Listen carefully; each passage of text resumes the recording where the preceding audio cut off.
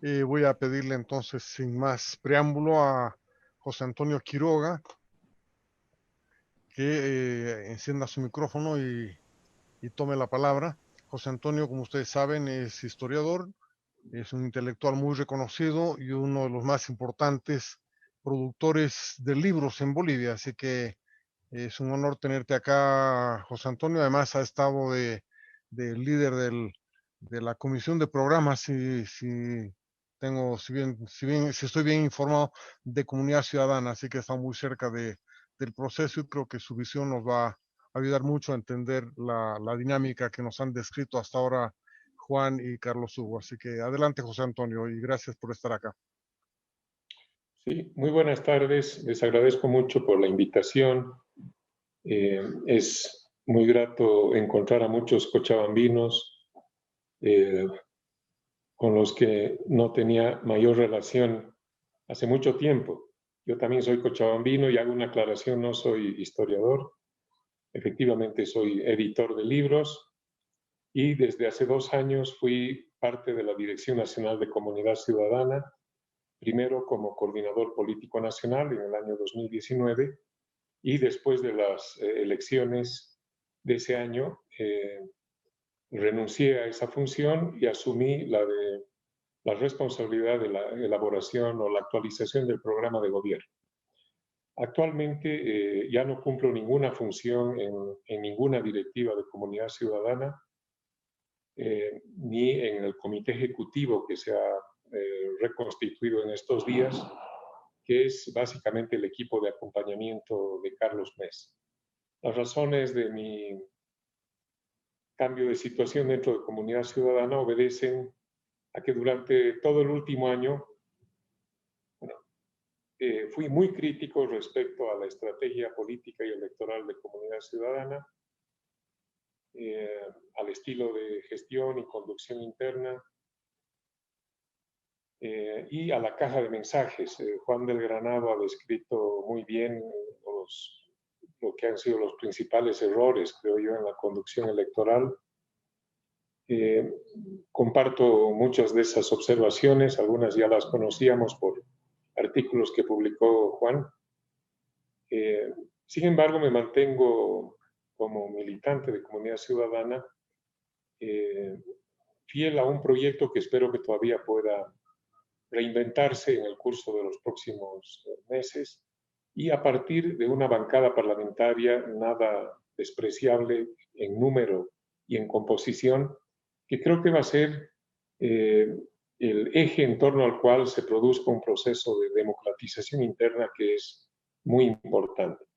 Yo no voy a abundar mucho más en el diagnóstico de las razones por las cuales el MAS ganó las elecciones y las perdió Comunidad Ciudadana y el resto de las opciones de la oposición al MAS. No quiero incurrir en la delimitación del campo democrático y el no democrático, me parece que ese puede ser un error. Pero, ¿qué es lo que hemos perdido además de unas elecciones? Creo que hemos perdido la oportunidad de hacer una transición histórica, y la transición significa el cambio, el paso de un régimen político a otro distinto, ¿no? A partir del 21 de febrero de 2016, que es el hecho desencadenante de lo que creíamos tenía que ser un nuevo proceso de transición política, ocurrieron distintos hechos. El MAS cometió varios errores desde nuestro punto de vista. El propio Evo Morales dijo que fue un error intentar candidatear nuevamente y forzar, desconocer el resultado del referéndum del 21 de febrero de 2016, forzar una interpretación constitucional para habilitarse. Sin embargo, yo creo que el fracaso en el proceso de transición, que es a lo que me interesa concentrarme, tiene unas causas que hay que identificarlas, hay algunas lecciones que sacar de esta experiencia y también nos dan una pauta de en qué momento estamos, qué es lo que podemos esperar hacia el futuro, ¿no? La crisis política del año pasado fue efectivamente un momento resolutivo en este proceso de transición. Quiero recordar aquí brevemente que ya hemos vivido nosotros en nuestra historia contemporánea dos procesos de transición. El primero de los 18 años de dictaduras militares hacia el régimen democrático y la transición del sistema de partidos políticos hacia el Estado plurinacional.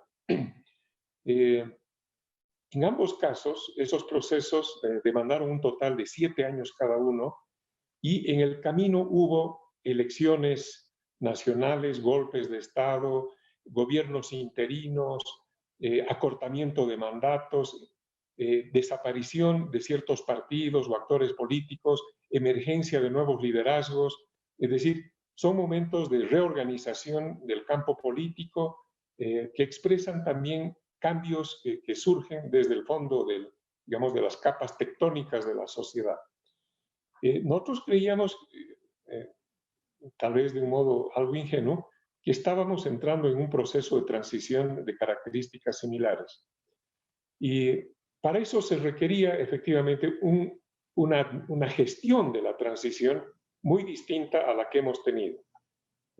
Todos sabemos que el gobierno de Yanine Áñez y de Arturo Murillo, y a partir de ahora los voy a citar como una especie de binomio, porque creo que no se entiende muchas de las decisiones del actual gobierno transitorio sin la actuación del ministro de gobierno.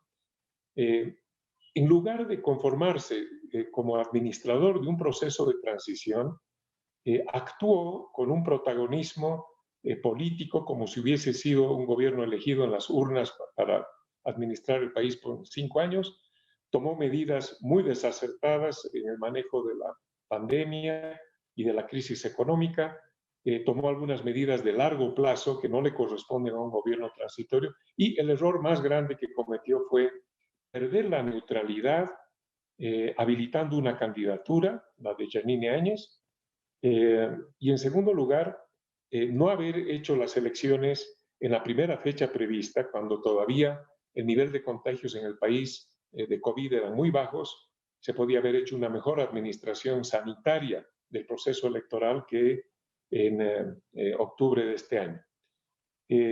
¿Por qué se alargó, se prorrogó la transición?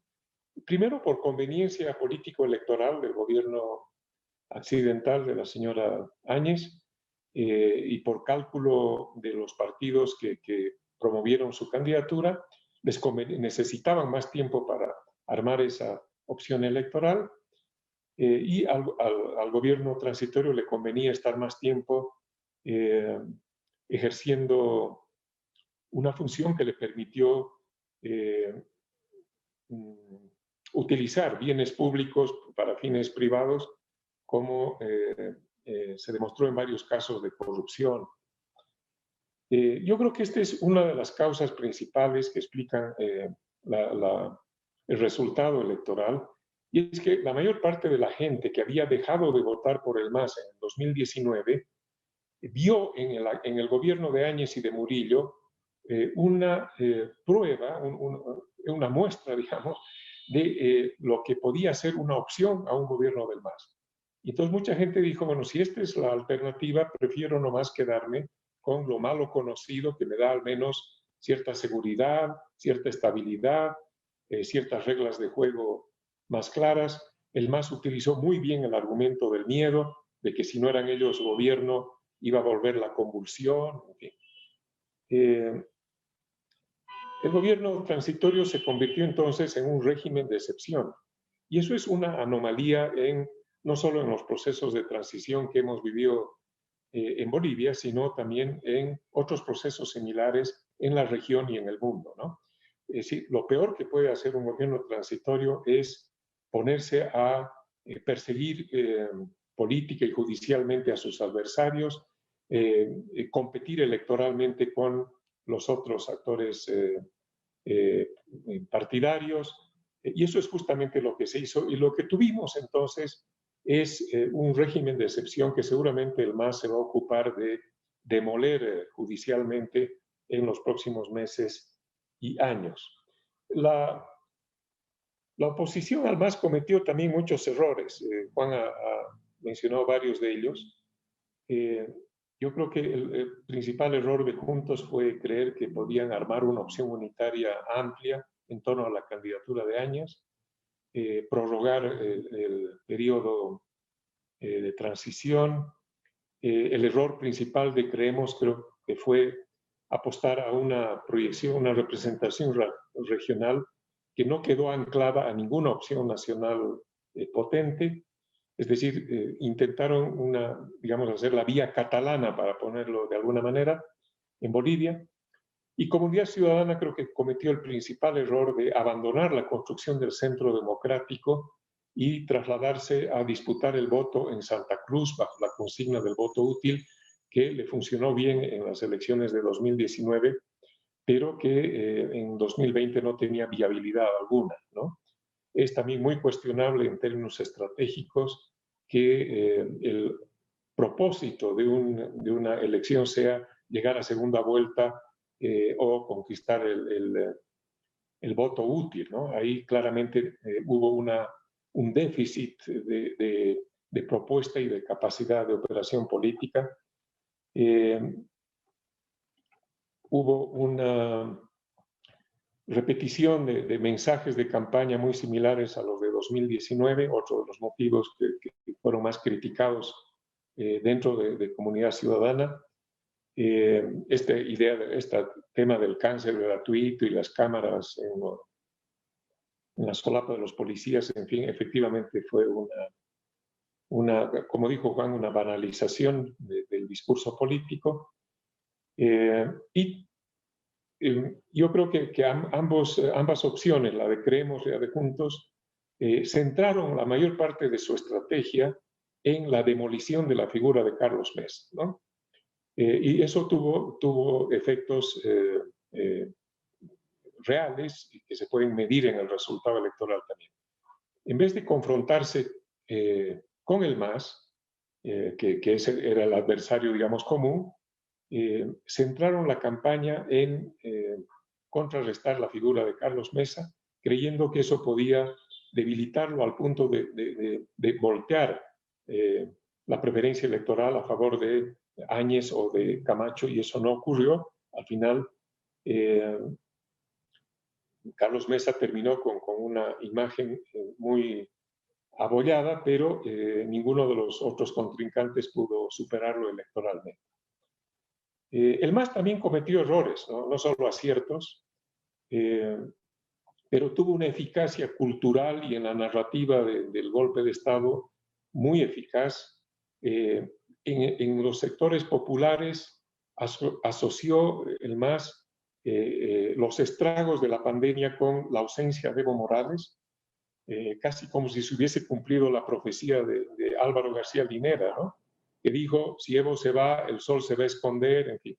Bueno, en algunos sectores, al menos en el plano de los mitos populares, eso es algo que sucedió. Evo se fue y vino la catástrofe económica, sanitaria, la persecución política, en fin, el racismo, la ideología clerical, etcétera, etcétera, ¿no? El MAS también cometió el error de ir a un bloqueo de caminos en plena crisis sanitaria. Sin embargo, parece que no le afectó en absoluto y más bien logró cohesionar y mostrar de lo que era capaz en el futuro, ¿no? Y yo creo que el resultado electoral también sorprendió al MAS. He tenido contacto con varias personas amigas del MAS que ellos veían las encuestas con cierta preocupación y creían que podía haber segunda vuelta, y si había segunda vuelta ellos podían perder la elección. Ninguno de los dirigentes del MAS con los que hablé en estos últimos meses sospechaba que iban a ganar con semejante ventaja, ¿no? Eso ha desatado en el país una ola de suspicacias de que aquí hubo fraude electoral. Hasta ahora, que yo sepa, no se ha podido probar documentadamente la existencia del fraude. Esperemos que las personas que están denunciando eso, la propia vocal Baptista, puedan presentar pruebas que destraben esta incógnita o nos den mayor certeza hacia el futuro. Las consecuencias de esta victoria no son solamente regionales, de recomposición territorial, digamos, de las fuerzas políticas, son nacionales, pero también son supranacionales, ¿no? Hay un efecto, creo yo, geopolítico, regional, que va a tener esta victoria del MAS, va a reanimar la articulación del bloque bolivariano. El primer paso en esa dirección fue la victoria de Fernández en la Argentina, aunque está haciendo una gestión muy golpeada por la crisis económica. Maduro sigue en su lugar, no se cayó a pesar de la dualidad de poderes con Guaidó. Por lo visto, la crisis económica no es un factor necesariamente desencadenante de una caída de un régimen político, es decir, pueden durar las dictaduras mucho más allá de lo que uno podría sospechar, en fin.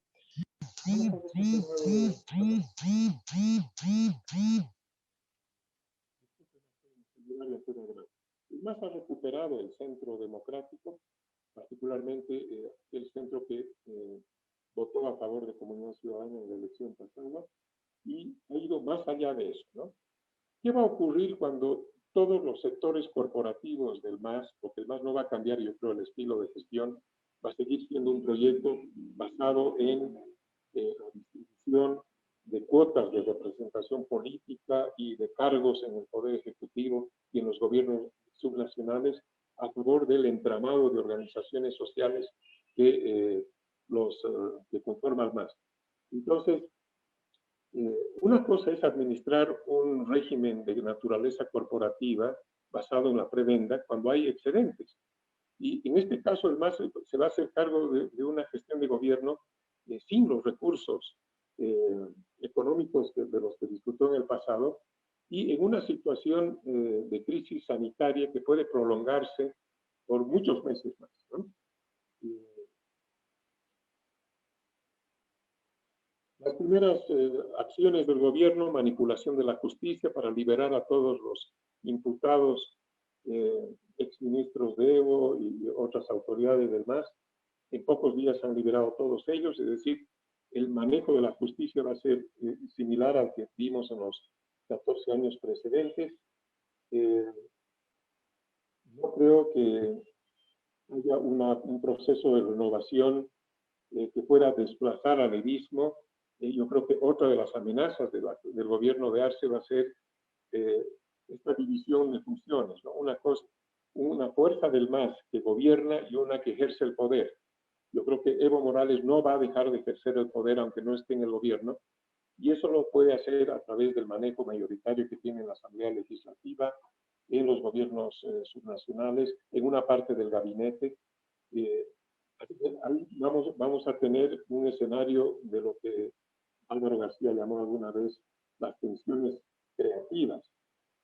Comunidad Ciudadana tiene el enorme desafío de hacer una oposición desde el Parlamento, pero también desde las opciones subnacionales que podamos presentar de manera unitaria hacia adelante.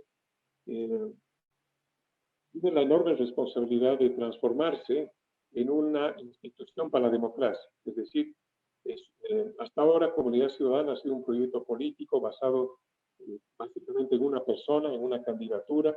Ahora que Carlos Mesa ya no es candidato, se ha abierto en Comunidad Ciudadana la posibilidad de una construcción orgánica, política distinta. Esperemos que eso pueda ser apoyado también desde la nueva directiva nacional. Hay algunas señales de renovación generacional y de género en estas directivas que son auspiciadoras, pero también hay déficits que hay que corregir. Juan de Bernardo señalaba correctamente que hasta ahora no ha habido en Comunidad Ciudadana un reconocimiento público de carácter autocrítico. El primer artículo que publicó Carlos Mesa efectivamente no tiene ningún elemento de autocrítica, y eso creo que debe corregirse. Dejo ahí la intervención. Seguramente a habrá ocasión de responder a preguntas, a diferencia de nuestros amigos analistas. El hecho de haber sido yo parte de una opción política seguramente va a permitir que me puedan hacer cuestionamientos y preguntas que puedo responder con todo gusto. Gracias.